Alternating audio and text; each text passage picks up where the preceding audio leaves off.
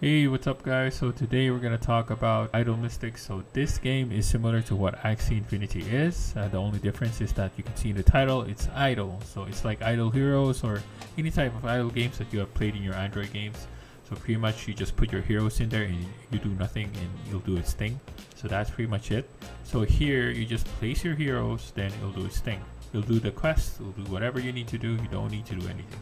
And once the quest is done, then you can get your rewards, which are magic stones. Magic stones are the SLP for Idol Mystic, so that's one way for you to earn. Well, that's actually the main way for you to earn in this game. Now, this game is available in Polygonmatic, so it's not in BSC or Binance Smart Chain.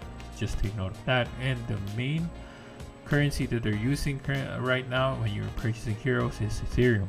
So you don't have to worry about gas though, but it doesn't really matter if it's Ethereum or whatever token they need to use, as long as it's in the Polygon mainnet, then you're safe in terms of gas cost.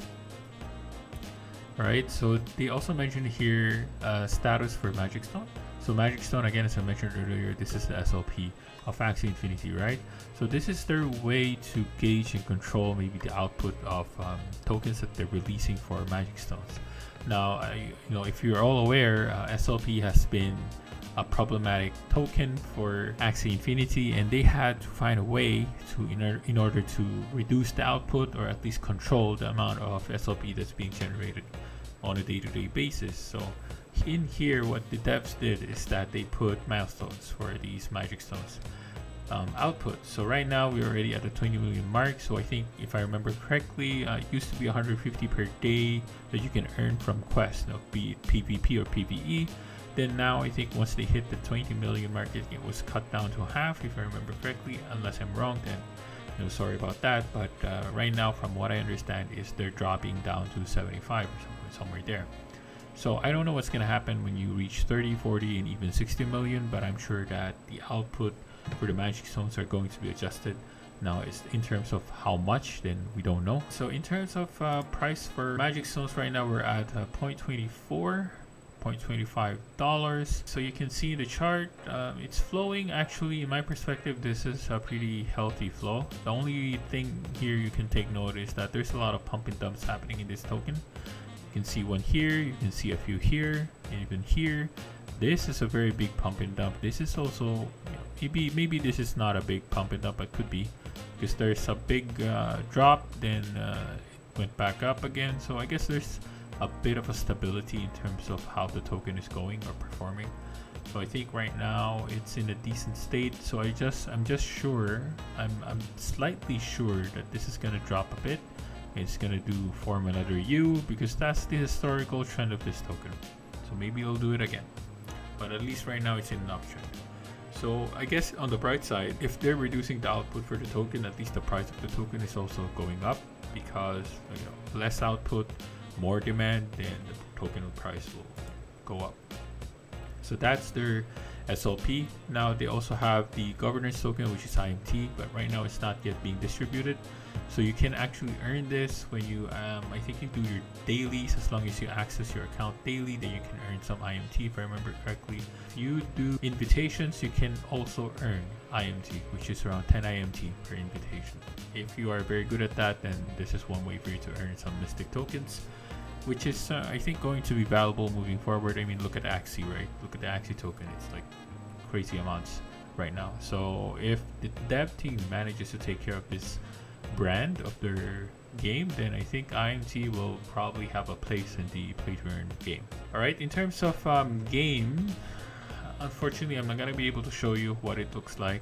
You can actually look into some other YouTube channels that actually can share you that video. I'm not going to try and get some videos out there, but I did try to open a game here, so it's gonna look something like this. So it's very, very simplistic. As I mentioned, it's an idle game.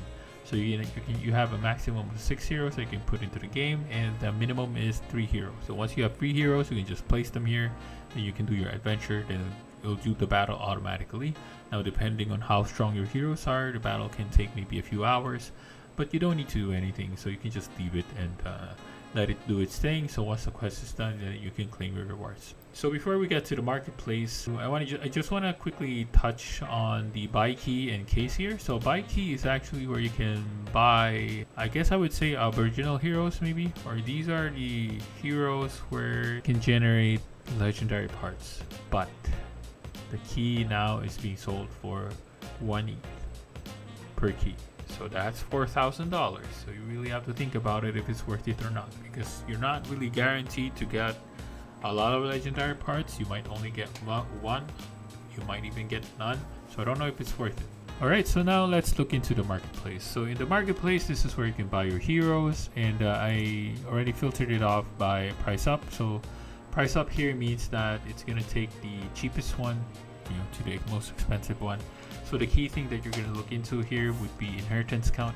If you're not after breeding, then you can just ignore the inheritance count. But at the end of the day, I would assume that many of us would probably want heroes that you can still breed.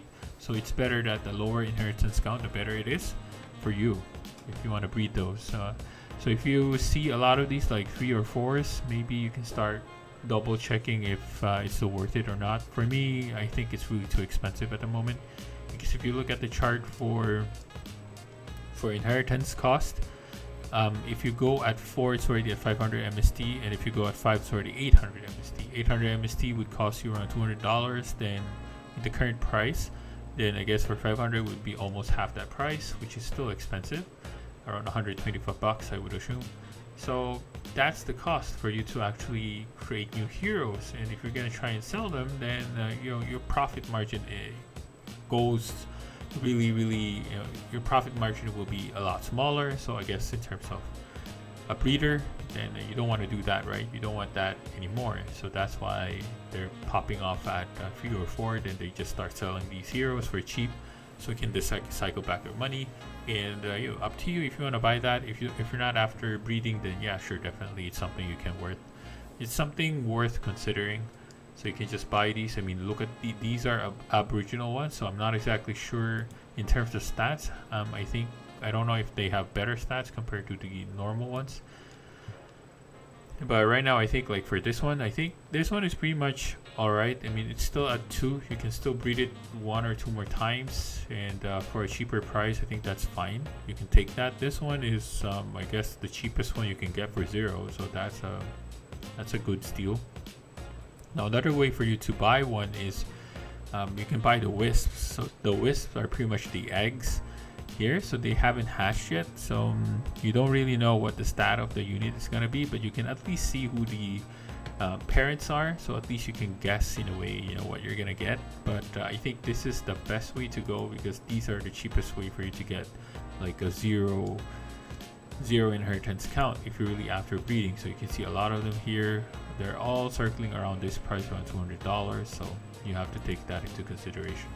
Alright, so just take note, you only need 3, and you have to make sure that when you buy these, you have to put into consideration the strengths and weaknesses of the hero type. So you can see there are 6 types, right? So there's Alliance and Divine, Horde and Elf, then Undead and Hell. So you just need to, in my perspective, I think the best is just to get 1 of each, so that when you do your adventures or quests, you have some heroes that are strong against that type of unit, or at least neutral to that type of unit, instead of getting like all Alliance and Divine. Then if you face, unfortunately, an Undead and Hell, you'll just get wrecked. So I think the balance of the 3 different types would be best. Then if you're gonna try to get 6 heroes, then I guess maybe 2 of each, right?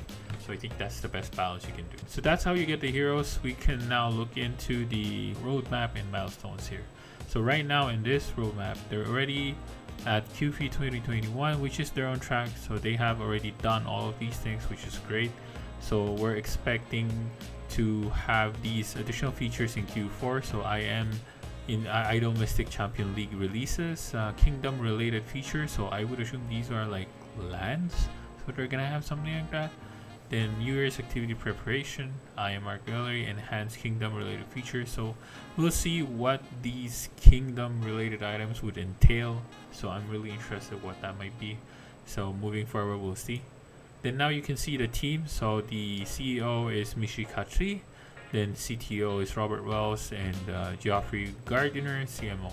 Now I did look into LinkedIn to these three. I did see Mishik actually, but I don't know if the credentials actually matches the description here. I don't know if it's legit. I don't know, because there's no mention of Idol Mystic in his LinkedIn account. So for Joffrey, he actually mentions that he is actually he is the CMO for Idol Mystic. So I guess we can say that this one checks out. Robert Wells I can't find because the name is so common that I had a hard time trying to find his LinkedIn. So overall, for me, I think this is something worth getting into. I mean, in my perspective. So this is just my opinion. It's really up to you if you want to get into this game or not. But definitely for me, it's something I want to get into once I have the budget. So as I mentioned earlier, this is going to be in Polygonmatic.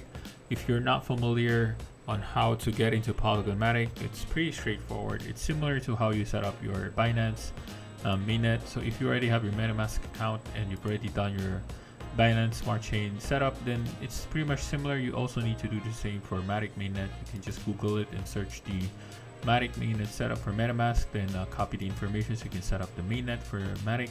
Now in terms of funding Matic into your MetaMask account, then the best and easiest way to do it is just go to my Binance, purchase a Matic, and transfer your Matic into your MetaMask under the Matic mainnet. So, with that, guys, hopefully that helps you out. If you need further information on how to set it up or it was unclear, just let me know and I'll probably try to make a separate video out of it.